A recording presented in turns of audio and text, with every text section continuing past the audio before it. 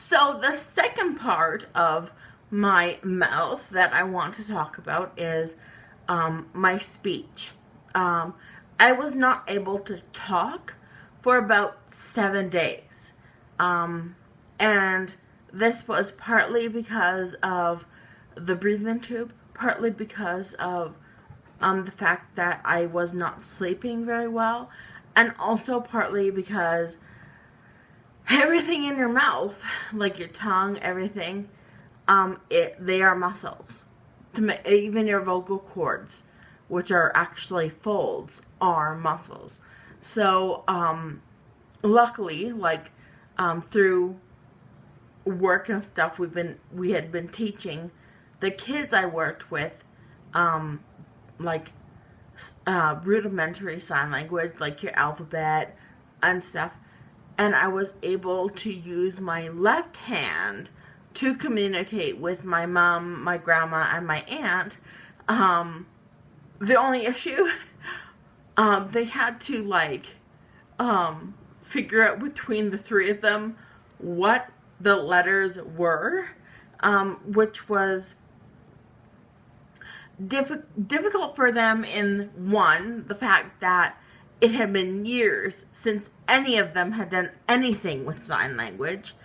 Two, this hand had tons of monitors on it to monitor me. And three, because all the muscles in my body got weaker, my hand would, this is a K, okay? But this is a P. It's the same, you put your fingers in exactly the same position, but if your hand goes down, it's a P. And because I couldn't hold my hand up to do a K, occasionally my hand would droop, and so they couldn't tell if I was trying to do a K or a P. So that was difficult.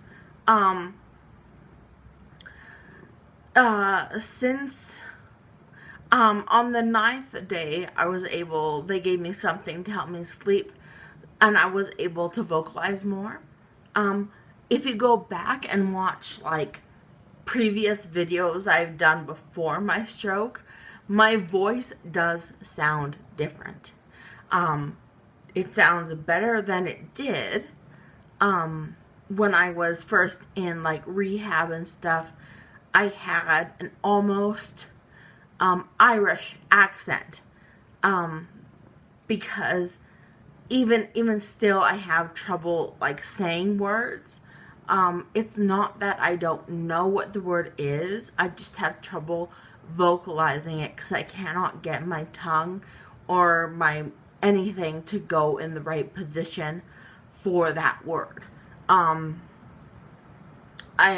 I was in the hospital, my SLP worked mostly on breath control, on making longer sounds, partly so that I got used to the fact that you can make a longer sound. So I did a lot of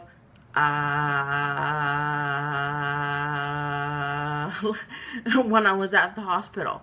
Then when I was at rehab, I did, she focused more on, because by the time I was in rehab, I was eating normally, so she didn't have to worry about whether my mouth was functioning for that, because if your mouth doesn't work properly, sometimes you pocket food away, and it can choke you later on.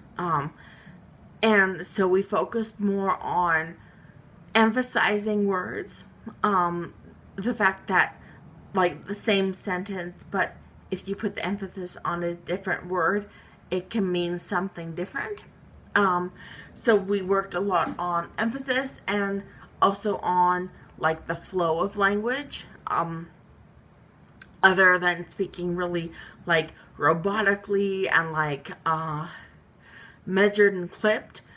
She worked more on the rhythm. So I did a lot of singing. I'm not a good singer anymore, thanks to my stroke, but we did a lot of singing. And even though it's frustrating to not sound how I sounded before, I am very grateful that I can talk. I know when they first woke me up, well, I don't know this because I don't remember anything about my surgery or anything. But my neurosurgeon said they were worried that I had what's known as locked-in syndrome. It's basically where your brain is okay, it's healing itself, but your voice is gone. It's not that there's anything wrong with your vocal cords. It's that the signal to make speech is not going from your mouth to your brain. So I am very grateful that I can talk now, even though I don't sound the way I used to sound.